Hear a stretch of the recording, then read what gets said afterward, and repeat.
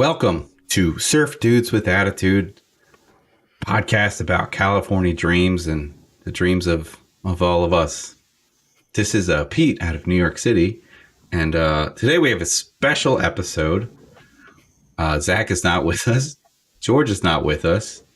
They let the inmate run the asylum here, and I have two really amazing special guests on here that I've only met in person one half time. So this is with Audrey and Alison. Audrey, do you want to introduce yourself first? Yeah, sure. My name is Audrey Stanfield. I'm a comedian in New York City. I do a lot of voiceover work for video games and radio and TV commercials.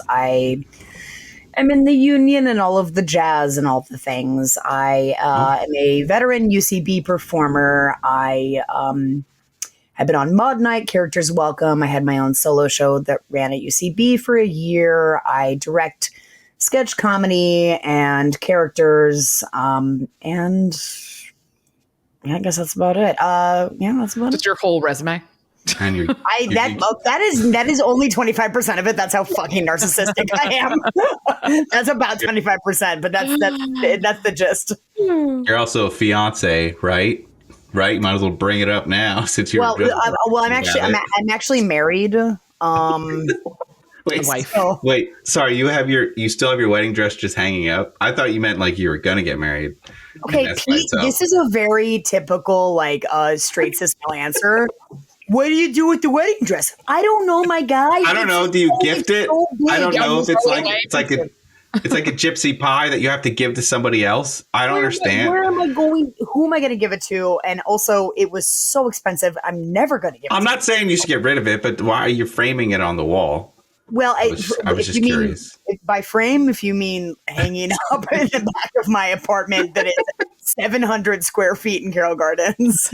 I moved. Okay, so Pete is outing me. I moved the wedding dress. It was hanging up back here.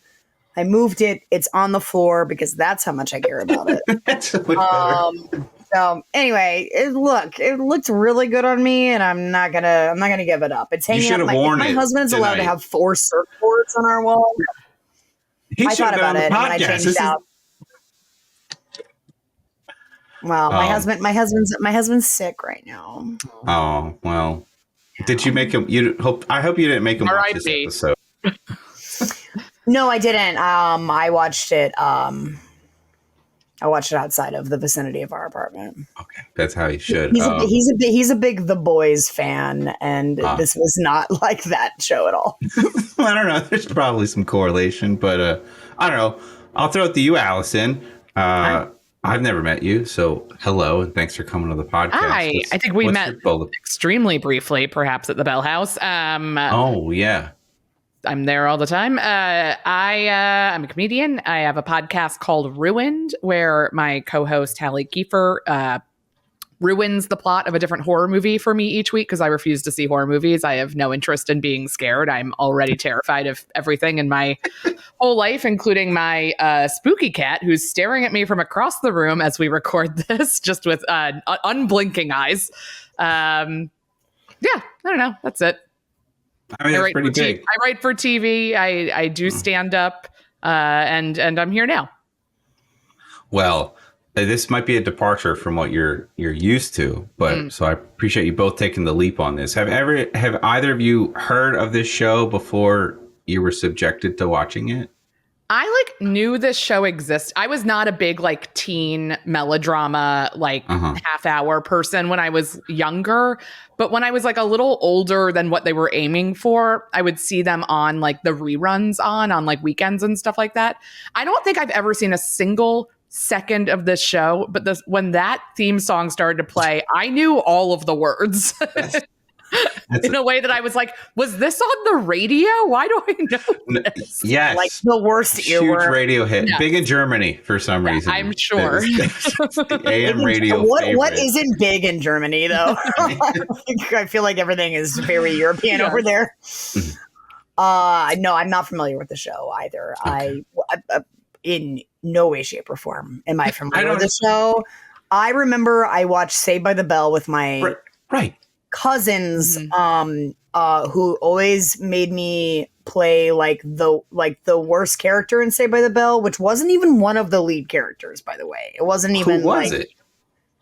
Like extras. Like they were like be the fire alarm. Like I was just always like the worst person in Saved by the Bell from my cousins. I was more of like a little X-Files freak. I was watching the weird stuff when I was that age. Sure. So I'm very, very out of commission when it comes to this show.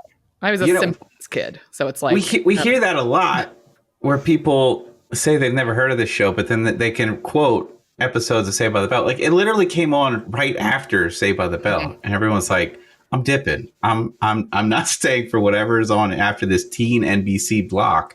There was another one too. There was a city one that was like supposed to be in like City Guys. City Guys or City High. No, City High was a band. City Guys, CITY, you can see why. Yes. These guys are more than streetwise. Again, a show I've never seen 1 second of, but like as you say that theme song, I'm like, well, I've heard that. Yes. Well, you know who was in that show? That was Sir Anthony Anderson. He's not a sir. I thought you were going to say Sir Anthony Hopkins, and I was about to die. No. I was like, what? Anthony Anderson, Kangaroo Jack fame. That was one of his first appearances on television. So I don't remember the plot of that either, but I definitely remember probably seeing every episode. So you're brave, and I once again appreciate you guys coming on this episode, because this is not a great episode. It's the bar of what is a good episode to us here at Surf Dudes with Attitude is wavers like crazy. But after 2 whole seasons of this, we have collectively at least come to the conclusion that we hate like the teenage hijinks kind of stuff, because the show was originally supposed to just be about a band, and it quickly diverted into silliness and shit. There's only so much you can eke out of the elevator pitch of this is a show about a teenage band. Like you have to have B plots. They have to go to school. You have to have something else going on. You say that, but the entire first season there is no school, and our other co-host Zach is entirely homeschooled. So he's like, these kids are fucking homeschooled. They have homeschool energy. They can't read social cues. And then the first episode of the second season, there was a changing of the guard. And then immediately they're in school as if they've always been there. And is that where Zach is right now? Is he just at homeschool? He couldn't make it? He's going to real school now. He has to start all over. So I think that's how. Damn, God bless. Good luck. I think that's how the education system works. Never appealed to me, because like it's the school parts of this that were the least. I remember seeing Saved by the Bell episodes and being like, oh, I hate when the plot was like a test. Like, why? Yes. I don't want to watch. Like, I want the plot to be like asking someone to a dance, like somebody trying pot for the first time. Like, high stakes. You want high stakes. High stakes, and like an actual like aspirational teenage like melodrama, not like someone's the class clown, and it's like, ugh. Well, that it's Audrey dressed as the fire alarm. That's who the class clown is, just obviously. For Elon Musk. Like, what are we talking about? Like, Alison, are you so much? I have thoughts. Alison, are you so much of a scaredy cat that you didn't even watch the Halloween episode of Saved by the Bell? Like, was that too intense for you? I just didn't really watch Saved by the Bell. Was it intentionally scary? I don't know. Like, no, of course not. No, I mean, I've seen episodes of it, of course, and I like know it, but no, I love a Treehouse of Horror episode for The Simpsons. Like I always love the Halloween ones, and now I know all the references to them because I've now heard the plots of the movies that so many of them are based on. Which is quite satisfying in my 40s. I was wondering if you were the scarer or the scare-y in that podcast. So that's a great podcast platform. So we're gonna talk about this episode, the 16th episode of the second season, called Rebel Without a Clue. And I don't know, jump in. We're gonna make some sense of it. I'm really glad there was actually some music in this, because we've gone full episodes just bone dry, hand job in a church, nothing, and it leaves us wanting more. And this time we got something, but it wasn't as great as other times. Anyway, so let's do it. Okay. That's our catchphrase. Usually Zach does it, and he's like so much better at it. So Wait, the catchphrase is "Let's do it." let's do it. Does he go? Let's do it like this? Yeah. Can you two actually do it? Because that's I didn't want to put you on the spot, but that is the catchphrase, and then we start the episode. Yes. Sure. 3, 2, 1. Let's do it. I'm going to sync you up in post, and it's going to sound great. It's going to be impossible. We were on two entirely different pathways there. That's true. So this episode, Rebel Without a Clue, came out on January 15th, 1994. Most of the titles in California Dreams are sort of based on old titles, and it's because old white writers are behind all of this. And of course, every kid that was 10 years old, that was me, definitely saw Rebel Without a Cause back in the day. For sure. It's so gross to think that like most of these shows were written by like white men in their late 40s. Go higher. It's, I mean, definitely, we've seen them now. At that point, yeah. At that point, those were like careerist writers who were just like cashing tons of checks. Yeah. And they also, like, a lot of the same writers wrote for Saved by the Bell, and they wrote for this. They wrote for a lot of the teen NBC block, and it's almost like they were in some kind of like Hays Code, like contract forever to write for this. So there was a lot of overlapping plots in all these. So like, if you didn't like some of the like the test plots in Saved by the Bell, like they're coming aplenty on California Dreams, unfortunately. And like, I don't care about this. The entire crux of this episode is that Sly is battling with his teacher, and there's just some massive sexual tension between the two. And we're going to get into it because we start here in the classroom. I'm so upset about it already. It's weird when Zach's on, he likes some of the stuff that I zone out. So as soon as they start doing the teacher teenage thing, I'm just like, ugh. And so like my first note is actually Sly gets her a rose.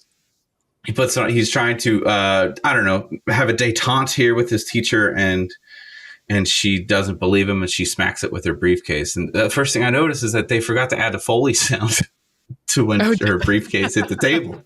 And I was like hyper focused on that because I'd zoned everything else out. I was just thinking about how that woman is probably younger than me. Okay, don't think too hard, because even the teenagers are younger than you at this point. Like most of them are older than they purport to be. There's some grease. There's some greasing going on, of course. I mean, my first thought was, is this Kathy Bates? I thought it was Kathy Bates, and then I was like, it's not Kathy Bates. But I need to make just a little sidebar about this actress. Yeah, please. She is, I guarantee you, this bitch is Juilliard trained. Like, she is just like, she is 100% on top of her game. I was, the second she said a singular word, I was like, she is a classically trained actress, stage actress who spent $400,000 going to school to study Meisner and Stanislavski, and is doing this show and is giving it her everything. And I was immediately like encapsulated by her acting credibility. And I'm just going to say that is not a lie. I was so obsessed with Miss Hayes. What's her name?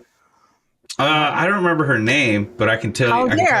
I can tell you her backstory. Okay. So you're right. She has a fine arts degree, but it was from Southern Methodist University. Okay, but everybody has a fine arts degree, and also from a Southern Methodist University is wild. She's known for great movies such as Critters 3 and Outbreak. So, those movies. So, California Dreams actually, for some reason, gets a lot of great character actors, and you can see it. They fucking showed up to work. Like, I think because they're so professional and seasoned, they took one look at the script and they're like, "Oh, okay, I know what you want me to do. I'll do it. I'm going to outact the shit of these little kids." And they're always so fun to watch. Like, it's either the home economics professor, the teacher, the coach. Like, everybody just, as Audrey said, just like brings it. Yeah. That doesn't mean I'm glad you enjoyed her performance. I was not happy with the entirety of the plot. So, well, you didn't go to Southwest Methodist University, Pete. So I did. I'm more of a Presbyterian man, but Sly paid $5 for this flower, and I looked it up. according to inflation, that's probably accurate for 1994. So, in case you two were wondering. Sure. Wait, for the 2 roses that he puts on her desk. Sorry, I watched this so recently. The 2, it's 1 rose. $5 for 1 rose? It's $5. I feel like you can get that in Crown Heights 100%. Well, according to the inflation calculator, a single rose is between $8 and $11. And in 1994, $5, that was around the same cost. So I think that the price would jump up if you were just buying one as opposed to like a dozen. A dozen roses now is about $88. That's untrue. A dozen roses anywhere is like $30. Pete, where are you buying your roses? I went to the cishet male academy, I guess, and I don't know about wedding dresses and roses. I looked this up. It said, now that I say it, a dozen roses for $90 sounds like a lot. Yeah. Were you on X.com? Did Elon Musk come up with this calculator for inflation? It was like pesos. I think it was 90 pesos. That sounds right. No, 90 Jeff Bezos or pesos? Yes, pesos. I'm going to shut up for about 5 minutes. That's okay. So I don't understand. They gave us no backstory about what happened with Sly and this teacher, but I think it's sexual tension. Sly is definitely it's not really showcased in this. Do you know what Sly does in the band? Because it's not even mentioned in this episode. Can you two surmise? Oh, I didn't think he was part of the band. Is he their like manager?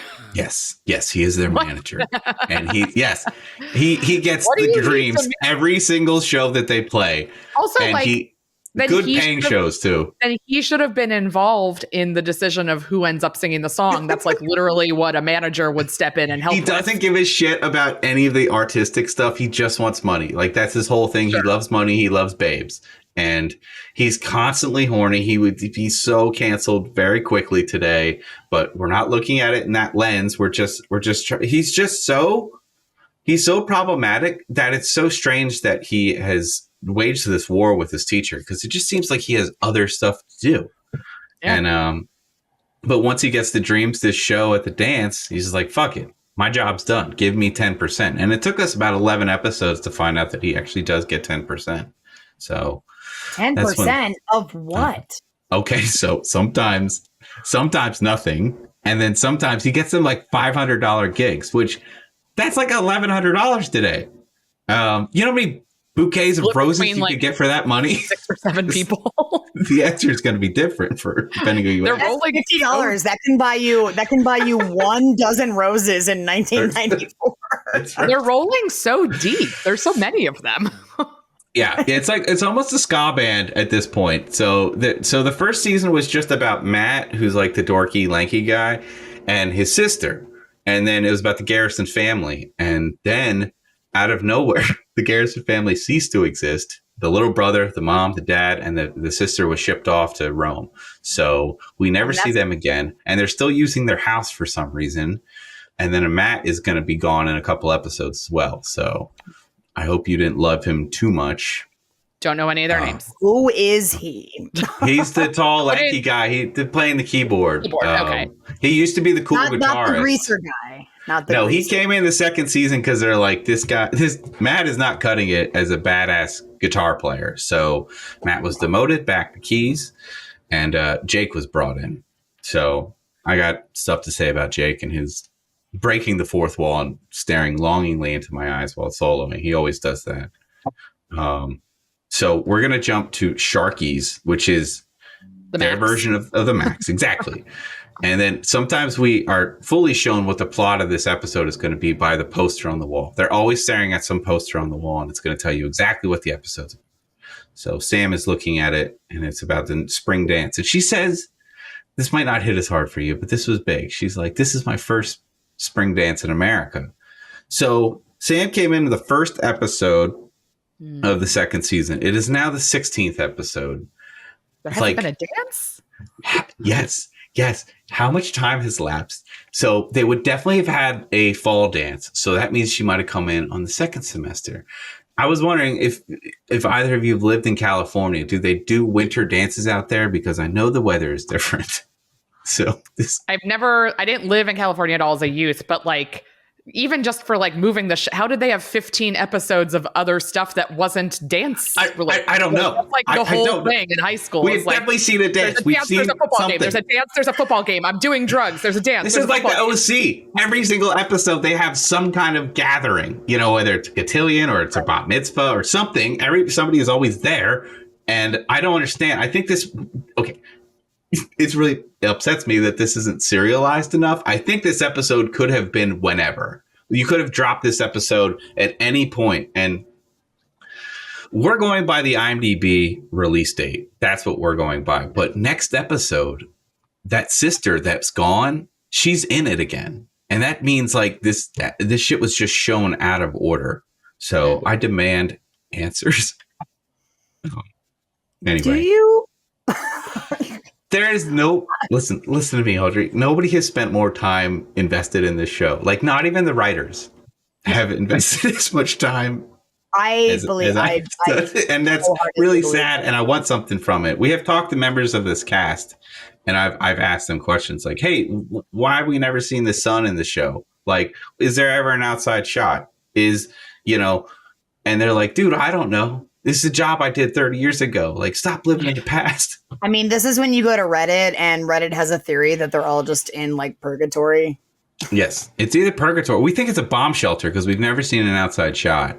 And it's some kind of Inception, non-linear type of interstellar situation. Sure. That's our theory anyway. So anyway, the band is debating on who's going to sing the new song, either Sam or Tiff. I'll let you two kind of chime in about who you think is the better singer based on first impressions. Tiffany is the white one, right? Yes. Tiffany is the white one. Yes. She's the better singer, you guys. Oh, for this song, I think. For the song, but only in the we're jumping ahead of the gun here, but we're only at the end. Yeah. The way that they produced her like final track, she sounded better. I agree. She sounded better. Yeah. That's in the California Dreams lore. The girl that left, Jenny, she was in the first season. She had easily the best voice of the entire show, and like she left the show because she was going to be like an actual real singer. She's like, I'm not going to waste my time with these jabronis. Wait, Pete, what did her voice sound like? God, like an angelic bell. It was like it was a chubby what cherub. Those girls' voices sound like to me, though. Yes, like they're both nice. Good singers. Listen, I think those are the two cast members that don't like us, so I'm not championing them as hard as the other ones. So I think they sounded great in the duet later. It's silly we had to spend the entire episode just to get to the idea that let them both sing. Right. That would make sense. But this is the B plot throughout the entire episode, and it's the only musical aspect, so of course I was latching onto it. The only other thing I saw in the scene was Sly has kind of the best. Him and Tony's the drummer, have like the best fashion on the show. And every time Sly wears some kind of ridiculous shirt or vest or something, and I think this one had cowboys on it. Did you guys notice that? The vest that he's wearing in the final band not scene? The vest, but it was like it was like one of the billowy shirts that he was wearing. No. I was only paying attention to the teacher that looked like what's her face? I was only paying attention to the teacher the entire episode. I only cared about her. I only cared about her story arc and her plot and her life and what she does when she goes home. Yes. All I cared about was Mrs. Hess and what she does when she goes home. That's all I cared about. Did you look up her name? Absolutely not. I just cared about. I only cared about what. It's Miss Hess. You're right. That's totally her name. Good on you. I only cared about what she did and the way she was reacting. That is the only character I cared about in this entire show. Do you have a backstory? Do you have a theory why she's just so like hard on Sly? Does she see potential in him? Maybe probably a childless cat lady. First of all, well, that's both of us. So that's literally us, Alison. Secondly, no, this is me standing Mrs. Hess. Yes, Don't fucking get it twisted. Yeah. Secondly, she was just giving me so much sass. And then the second she just started getting sexually harassed by a child. Yeah. I would love your thoughts, Allison. I felt for her.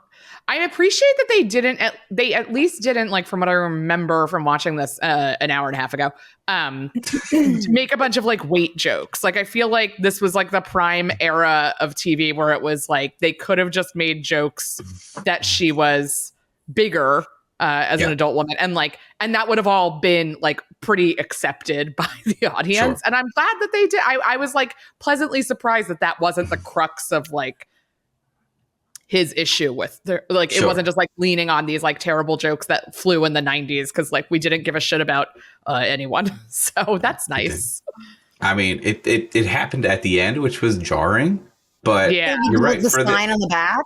Yeah, that was incredibly mean, even for Sly, who's like a sociopath. I forget what it said. It said, "I'm a warthog." There's a sign on her back that's like, "Kiss me, I'm a wombat" or something. Wombat I felt like it wasn't like, but it wasn't whale. Like it wasn't like an obvious. It's warthog, so it's like the worst land version of a whale. Also, a niche choice. I love that you said wombat. That would be way cuter.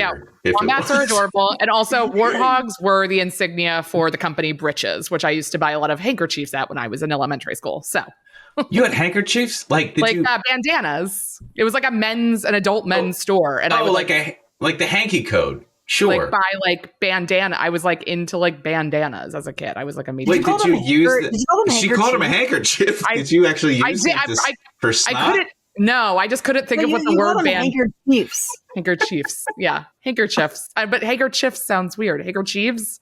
Whatever. Bandanas, a word I couldn't think of, and then went to the next closest square piece of fabric I could think of. Okay. The pocket square. Sure. Yes. Allison's in the Latin Kings that's representing. So I still don't hear why her and Sly have this terrible grudge that goes way back. So I guess we're all just going to have to assume what had happened. I also had a question, like, they seem to be going over a lot of different years in the history class. Yeah. It's just kind of a survey course. It's just anywhere between, I don't know, 1600 and 1800. And like, George Washington, go for it. Does anybody remember what boomba means? Because I'm fully quizzing you both. No. Was it baboom? Baboom. I think it was. Oh, it was baboom. You're right, Allison. You're right. Yeah, it was baboom. But I don't remember what it was. Are you asking why is it slot? Oh, wait. Sorry. Are you saying the acronym of what it means? Or okay. No. You can't look it up. I see you looking it up. I'm not looking it up. I'm watching porn. I'm not, I promise. Oh, let's go. With Mrs. Hess. She's beautiful. No, but baboom is his catchphrase that every time he does something, he gets a band a show, he says baboom every time he sees a good looking girl. Like, it's pretty all encompassing. And I think it was this scene in the kitchen. It was kind of like crowbarred in there where that's how you learn Sly's mnemonic devices, that was another subplot in a Full House episode too. And then Steph had to spell the word mnemonic. Experiences that young people can like kind of latch onto. It's true.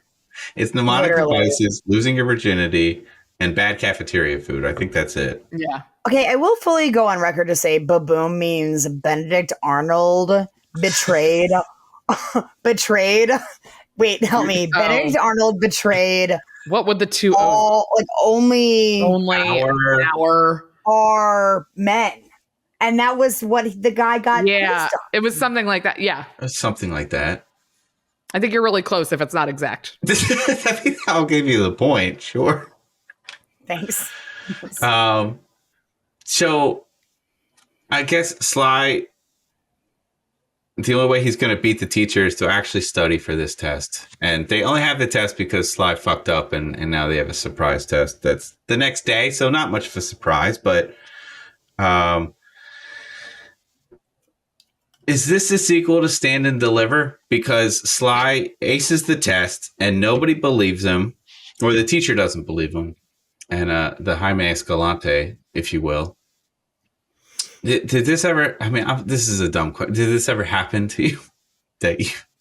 No, I don't remember this ever didn't happen getting to anybody. like anybody getting punished for like one person doing poorly on something. That's like a weird. That's I don't like know. an army barracks thing. Yeah, it's kind of like capital punishment. It's not capital punishment, but it's kind of a group thing that like didn't ever happen to me. Uh-huh. No, Well, I can't. I definitely got caught cheating in high school once. Like fully like had answers to a French test written on my arms. Like yeah. what an idiot. What an idiot. Like I'm like just a fucking Shakespeare style scroll written on my arms. Like the teacher was not gonna see me looking at it. I definitely got caught once and the teacher this is almost more embarrassing. The teacher came over and was like, Audrey, what are you doing? Like called me out and like everybody knew that I was getting in trouble for something. And like she like silently walked me out of the room and was like, get out of my fucking classroom. And like that was way more mortifying than this fucking incel piece of shit on this fucking show ever had to deal with. Like I would have preferred the like everyone has a pop quiz tomorrow because Audrey is a piece of shit. Like I just got walked being like singled out in that way. Yeah, totally. So did you flunk the test? Did you have to retake it? Did you have to go to summer school? Did the same thing happen to you?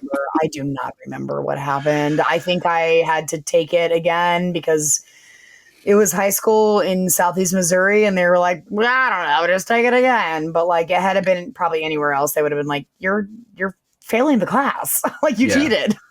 Sure. So if this is the spring fling dance, right? Why would this test like be so determinate that he would have to go to summer school if he flunked out? Red will be this. I like don't remember how school works. It's so long in my rear view that I like don't remember. I mean, I guess it's the end of the year. If he's failed everything, he might like need to pass one thing or something. But see, we've never like as a burgeoning career as a music manager, notoriously very ethical people. So I feel you don't need learning for music. That's like why I got into it. He doesn't need high school. He needs cocaine. I mean, Sly would definitely be into cocaine later. I think we've just never gone into like who's studious and who's not in this show. Like school is just there to move the plot along. So it doesn't really hit the same way because it's not like you have a nerd and you're not like you have a slacker. Like everybody's just on the same plane in this show because they should be in the band. I'm just like, let's please start talking about the band. And they just don't listen to me for some reason. So anyway, Sly is accused of cheating. He's suspended. Jake is trying to coach him into being a rebel and whatever. Jake finally gets to shine as the bad boy. His character is very weird this season. He came in kind of not like a bully, but he definitely came in like everybody's afraid of him. You know, he also has like always like women on his arm at all times, but then he supposedly looks 38. So he's about 38. He's supposedly with Tiff. That's the other thing. Like they have this, unless it's this weirdly progressive open relationship, it's just like one episode they're together and one episode they're not. And this is one of the episodes that the plot did not call for them to either get in a fight because it's a terribly toxic relationship. So it's just not even mentioned that they're together. But that's basically his only other aspect is that he's a bitching guitarist. He doesn't get frazzled and he gets to be a badass when the plot calls and the plot is calling for it. So that's the only cast member that's wanted to be on our show. So he can take a joke at least. So, okay. That's nice. So the answer basically is that Sly has to be suspended and he's trying to go in to take this, or he doesn't want to take a makeup test, right? Because that would be admitting that he cheated. So that part I was confused about because I was like, wait, what a normal fucking writer would do would say you're suspended, which means you can't play the show at the dance. Yeah. But they didn't do that. They went the idiot way. And they were like, they made this whole like C-plot sub-story thing where he was like, oh, I really want to prove to this woman that I clearly hate that I know something about Benjamin Franklin. And I was like, this makes no sense. The writers are so depleted on like methamphetamine at this point that they literally don't know how to write a TV show. And I was like, just raise the stakes. I don't know. As a writer, I'm like, just the stakes are like, you get suspended, you can't play the show. Yeah. You can't manage the band that's playing the show. You're not allowed. Get out of here. But they love it when people dress up on this show. Like, and they're like, we need an avenue for Sly to dress up silly. And like, wow, did we ever get one? So he's not allowed at school. Yeah. That's he's not, I guess when you're suspended, you're not allowed at school. That makes sense. Yeah. He shows up to ask, and then they take him to a disciplinary meeting. And like, I don't know why, but the coach is there. The coach is there. That seems like a weird, like a semblance. The three guys at the tables that all were like, 1, 2, 3, go. So, like one of them I thought was a teen. Also, like, who did they find outside of a 7-Eleven in like Los Feliz to be like, can you just shoot this scene with like 3 men at a table? That was very wild. I think maybe one of them tried out for other parts. That's what we do have some conspiracy theories about that there's like an extra, there's always an extra or somebody like a featured extra or somebody with like a speaking role that like they're just chewing the scenery, and you're like, I know you tried out for the other part and didn't get it, and you're like, God damn it, I'm going to shine no matter what. So I think the nerd guy in this group definitely is doing that, and the show loves depicting nerds, and they always go all out. Yeah. But this is the same classroom set. They've just like taken out all the desks. They didn't bother to move any of the background stuff. And I guess it's Sly's turn to tell his side of the story, and of course they don't believe him. I get it. Sly's like a shit. He's always a shit, but this seems pretty unfair, you know? And I don't know. I almost felt bad for the guy. Yeah, it did kind of feel like I was like, wait, like, okay, she thinks you cheated with like no evidence aside from the fact that you have been wrong on every other test and are failing, but like you did well, and then you get suspended, and then they're just like, no, we don't believe you. Sure. I'm just like, I mean, I guess that's probably how things work for some. I mean, I don't know if he failed out of unfair. Yeah, I don't know if he failed out of every other test. Like, he's seemingly in the same grade as all of his friends because they're in classes together. We don't know what year it is. They're kind of doing the 90210 thing, where if you watch the first season of 90210, they're juniors, and then the second season they're sophomores because they're like, oh crap, this show is really successful. Let's keep them in high school as long as possible. Right. So I think they're just being amorphous and very ambiguous about what grade they're actually in. But Sly, he can't fail everything because like he'd be getting held back. So right. I care. We're going a little bit out of order, but I really want to talk about Go for Black actor. He was also incredible. Yes. Tony is great. Tony has great I'm face coming acting. at it from like a very acting stance right now. Oh like, no, he's awesome. He's great. Acting. I'm like, that fucking guy crushed every scene he was in, and he had nothing to work with. The brownie scene where she's like, I'm giving you subliminal messages. I was like, he has nothing to work with. Literally mincemeat in terms of writing. And he was like crushing it. I was so impressed with him. Yeah, he was great. That's usually our takeaway from most of these. Tony gets given a lot of the worst plot lines. Like there's one where he gets itching powder on him. And it's just like, he's such a good physical actor that he can kind of pull it off. But then there's episodes where like he deals with like racism. Like there's a whole like very special episode in the first season where he's dealing with racism because he's going out with this white girl. And I'm like, damn, he can actually act. And he's definitely like leagues above everybody else on the show. I can't even presume to imagine what it would be like to be a Black male actor in a 90210 / Saved by the Bell style sitcom in the early 90s. But it is the worst kind of hell that I would never wish upon my worst enemy. Yeah. And like he is crushing it. Yeah. And you know what? He's also like, we give out awards that we'll give out awards later in the episode, but like he's the best at like miming his instrument. So that's really important. So yeah, Tony's great. You know, I didn't get at this scene either. When Sly's suspended, I think Alison kind of brought it up. Like, what's the big deal? Like, Sly doesn't have he's constantly, well, not constantly, but he's peppering every other episode about how neglectful his parents are. Like, it sounds like such a sad situation that Sly lives in. Yeah, I'm that sure his parents don't love him. Like, it's straight up that his parents have abandoned him on a doorstep somewhere. So who cares if he got suspended? It doesn't really matter. Graduate, move on. Audrey doesn't care either. I don't fucking care. I only care about Mrs. S. I don't fucking give a shit about anybody else.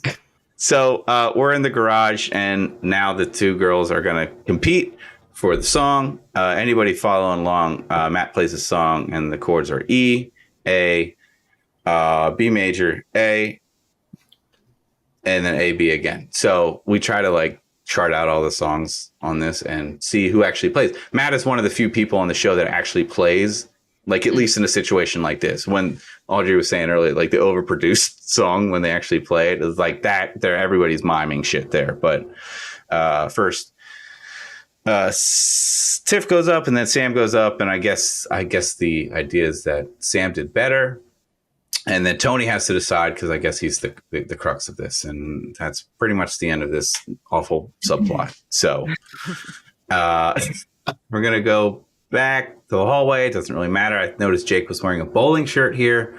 As badass as he tries to look, sometimes he just looks like a divorced dad to me. Yeah, that is just trying his best. Bowling shirts were very popular with the ska bands. True. So. I'll be honest. I went through a bowling shirt phase.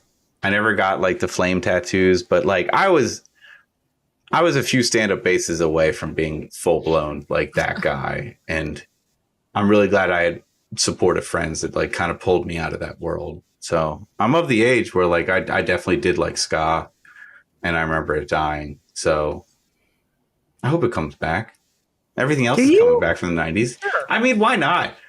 Yeah, why not? If Limp Bizkit can come back, why can't a ska revival happen? If we can send a submersible into the deep to look at the Titanic, then yes, we can absolutely bring ska back. Who cares about the Titanic anymore? What are we doing? Just get everything back. I was gonna say the Mighty Mighty Boss Tones are still around, but they're not, because the lead singer died. So R.I.P. I don't know if you guys ever saw, they did a song about 9/11, the Mighty Mighty Boss Tones. And I was on this show? Not on this show. Was it Zoot Suit Riot?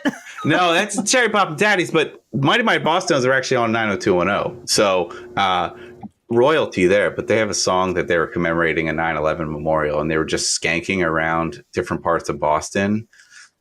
Well, they're in the wrong place, by the way. But they don't care. Anybody tell them they're in the wrong city? You can't tell them that. Anyway, sorry, I'm off topic. We're gonna go to the dance, unless anybody else had anything to kind of bring up. I want to talk about the dance. Yeah, the dance it's the Mr. Holland's opus of this episode. We start with them playing their song "If It Wasn't for You," which is a song from the first season that we've heard a couple times, and they're just finishing up. And I was so mad, I was so worried that that was going to be the end of it, kind of thing, because they do this constantly where they'll just hit a couple chords of a song and they'll be like, "Thanks, guys," and then Matt says he says the dorkiest shit on stage. He's like, "Everybody drive carefully." That's his instead of being a rock star, Matt is such a dork, and I love it. But I was glad they went into another song. So Matt starts his beat off. Matt starts the beat off, and he says, "Let's do it." That's his catchphrase. And then he says 1, 2, 3, 4. But he counts 1, 2, 3, 4, and it's never in the tempo of the song. I don't know if you two noticed that either.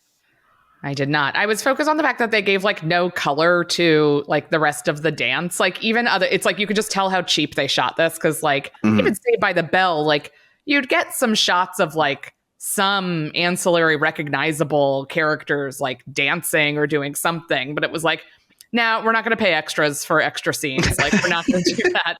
We're just going to shoot the band. And you can imagine what Dancing Teens is like. It was just I was like, is this a dance or a concert? This just didn't seem like it had the fanfare of. You wanted a punch bowl. They were right? like, spring dance. And I was just like, it's 12 kids standing near the door. They had a dance literally on the last episode where, and I was deciding which episode to give you both. So the last episode, they bought servants, like they bought another student for a week of chores or whatever. Like it was really weird. And this must have been something that had happened in the 50s. And the end of the week, they would all get to a dance together. But at that one, nobody dressed up. Like everybody just came in normal ass clothes. At least in this one, people were dressed up in suits and into their zoot suits, you know? So.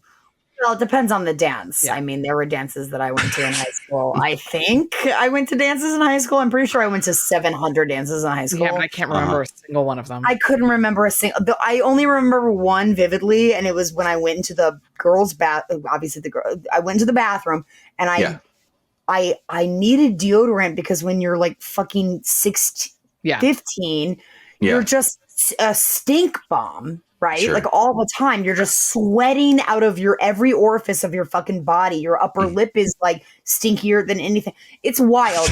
Being a woman in 15 is wild. Being a little girl. And I literally went into the bathroom and I was like, I looked to the popular girls and I was like, does anybody have any deodorant? I'm pretty sure like my lip was stuck on my like retainer or something. It was bad. And they all made so much fun of me for just needing to literally take care of myself in terms of putting deodorant on. So this is triggering. School dances are toxic. Yes. Continue. What was your outfit?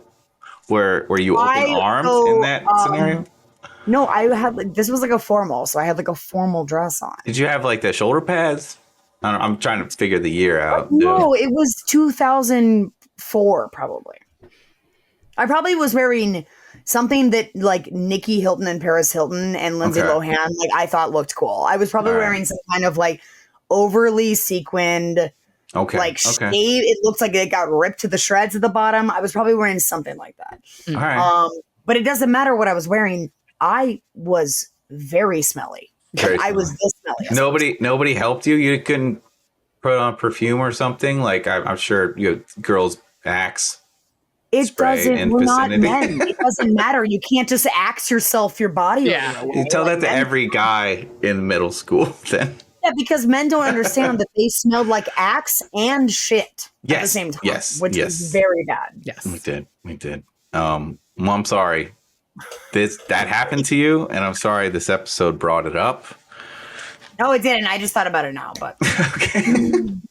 Well, I noticed here that the amps weren't on, and Tony's idea is finally to let the girls do a duet, so they both are singing together. And yes, it sounds good. I don't know. The whole episode was wasted on that one thing. So then Jake takes his solo, and we asked him when he was on the show. It's like it looks kind of realistic most times. This episode, it didn't look realistic with him playing the solo, and that was doubled down when he just like blew me a kiss. Me particularly, he just stared right into the camera as he soloed, and I don't think we've ever had a fourth wall breaking at that point. Did it offend anybody else? I don't notice when men stare at me. It's because you're smelly. That's probably why. We're still smelly. I didn't know. Allison, did you? I don't remember. I know. I didn't notice, but I don't know. I just noticed that everyone wasn't like what you said earlier, Allison. Like, I just noticed that I was like, this isn't a dance. This isn't a dance. This Show me somebody dancing. This is a corporate retreat at 5:35 p.m. on a Tuesday. It was like, move all your lunch tables, kids. We have a surprise during lunch. And everyone's like, I guess. I would like everyone normally would just be like, how can I get fucked up? How can I go outside and smoke a black and mild? And how can I lose my virginity tonight? And nobody was doing that. Everyone was just like cordially dancing like American Psycho style with very large suits to like the most mundane music. Yes, and that's California Dreams tagline basically. Like mundane music will play your corporate retreat for very, very cheap. So as long as Sly gets his 10%. So they end the song. They basically just have all the equipment from the garage, which I find hilarious. Like Matt's little dinky amp is right in front of him. And then Sly comes up in a Benjamin Franklin outfit And then no one recognized him. Like, I was like, oh, this is, I mean, like, obviously we know because it's a TV show and we're adults, but like, like that shit I was always so mad at, even when I was younger watching these shows. It's like, we know that's the person. You've not even done a good job. Like, it's not even like it was like a full mask where it's like, all right, someone's walking up. We won't know until they take the mask off who it is. It's just like, he just had a hat on.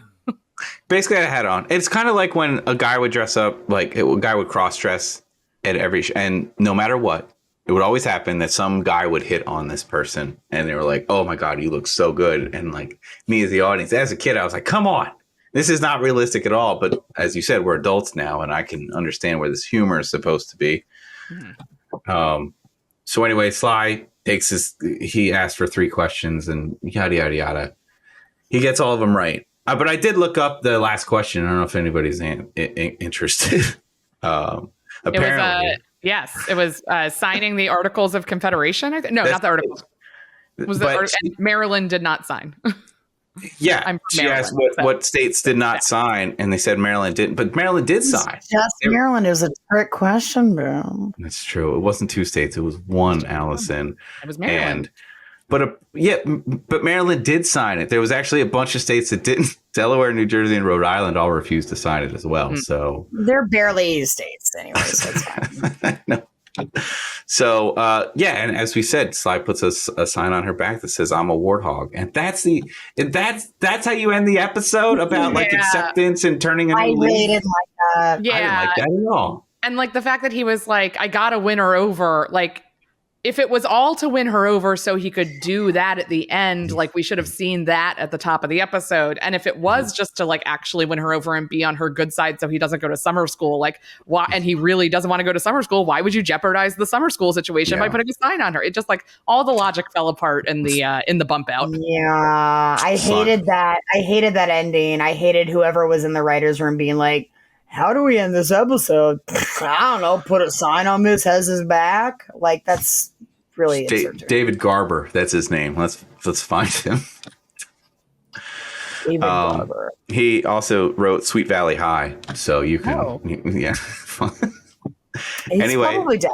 Yeah. So that's the episode. That's California Dreams episode 16. We are 2 episodes away from the end of the season. Quickly, we're going to give out some awards here. We give out 3 awards. You guys can just spitfire them. We give out the Tony Award, which is the person who best mimed playing. All right. And then we give out the Jenny Award. She's from the first season and was historically very terrible at it. And then we give out the Tiffy Award, which is just anybody in the episode you'd want to be in a band with. So sometimes it's obvious who are going to get these awards and sometimes it is not. So literally Tiffy can go to anybody, but the first 2 are pretty much just the band people. So I don't know. Do you 2 have any thoughts? Wait, what's the first one? We make this so complicated. The Tony Award is like the best mimed. Jenny Award is the worst. Whoever mimed. looked like they were playing the most. Yes, for sure. Yeah. I feel like keyboard. Well, I feel like also like Troy, was that the black guy? No, that's a different Tony. Same, almost the same name. If you're drums, like it looks pretty authentic because you're mostly obscured by 3 other people. So I was like, that could be real. Like I couldn't see him doing anything. So I'm gonna say perfect. Tony. I think the Asian girl Sam, she was absolutely overselling it, and I loved that drag energy about her. She was overselling the entire performance, and that's why I'm going to give her the best pantomime award. Okay, cool. And who would you just want to be in a band with? I'm assuming Audrey, you want to be in a band with Miss Hess. That's wait, is she an option? Because I want to be. The Tiffy is anybody. Yeah, the Tiffy Award. Yeah, Miss Hess, 100%. Yeah, for sure. I mean, that's the 3 of us could be in a band with her at this age. She was like our age now, and that's fine. We get a couple more people. We could have that ska band. Older gals singing Bonnie Raitt or something. I don't know. It would be Bonnie Raitt mixed with like Melissa Etheridge and Fiona Apple. Yeah, a little bit of Rage, also a little bit of Stevie Nicks. I have a slide for a slide guitar. That's all we really need for that. So we also do real quick, if you want to, can you guess what the next episode is about based solely on what you've seen on this episode and the title of the next episode? What's the title of the next episode? So the title of the next episode is called Dirty Dog Days. Ooh, I'm going to guess there's a charity dog washing event and somebody steals the money. Okay. Wow. I don't know. I'm gonna guess that Suspiciously specific. I'm gonna guess that one of the bandmates finds a dog in the back alley of the high school and adopts it, and they try to make it the mascot of the band. Love that. I love the creativity here. Y'all are very wrong, but those sound like really great plots to a show like this. The plot is the guys start fooling around with an old radio transmitter of Sly's using false names and eventually decide to air some of the Dreams music, crediting the band as the Dirty Dogs. The songs are a huge hit, but when the guys tell everybody that the Dogs have been the California Dreams all along, no one believes them. To make matters worse, it turns out they've been broadcasting illegally and the FCC shows up to shut them down. We're doing too much. This is not Breaking Bad. We are not Vince Gilligan. This is doing too much here. I do like that everything was really resolved at the end of this episode, and I miss watching TV like that, which is just like serialized television that like a Monster of the Week episode. It's like just, I watch The Industry right now, and I feel like I'm on meth every day. Like it's just such a nightmare. I'm so stressed out all the time. But it was nice to be like, we got to the end, and I was like, we did it. Everybody is happy. Well, I mean, you're right. It was everything gets wrapped up in a nice little bow, and that's because next week none of this actually matters because like we're just going to start this. We're going to start this hellscape loop all over again. Just like an Etch-a-Sketch show. Just start over every week. Okay, so anyway, that's going to do it for our episode of Surf Dudes with Attitude. This has been a blast talking to you two. Thank you so much for coming on. If anybody wants to check us out, we're at surfdudeswithattitude.com. You can support the show on Patreon at CaliforniaDreamsPodcast.com. We stole that URL as soon as we possibly could. And then you can write us at surfdudeswithattitude@gmail.com. So sometimes we do a side project. We got one of those coming up where we talk about Happy Days, where they start a band. We know nothing about the show and we just kind of go and pretend like we do. So anyway, until then, I want to thank Alison and Audrey for coming on. Please tell us where they can find you. And then till next time, this is Pete out of New York City. Everyone drive carefully. Do you want plugs? Yeah, plug it up. You can follow me on, I guess, Instagram and now TikTok at Alison Leiby, ALISONLEIBY. You can come see me do stand-up in New York City and beyond by following me and looking for those dates. And you can listen to my podcast, Ruined, wherever you get your podcasts. Audrey Stanfield. You can see my stuff on YouTube. Follow me on Instagram at Audrey Stanfield, and I'll keep y'all updated to when I'm doing my next shows and character stuff. And follow, subscribe, and like. I love that your cat joined us for part of the podcast. So. She's not dead. She's fully alive. She just she just always looks dead. Yeah. She just always looks dead. Well, thank you again. Good night, ladies.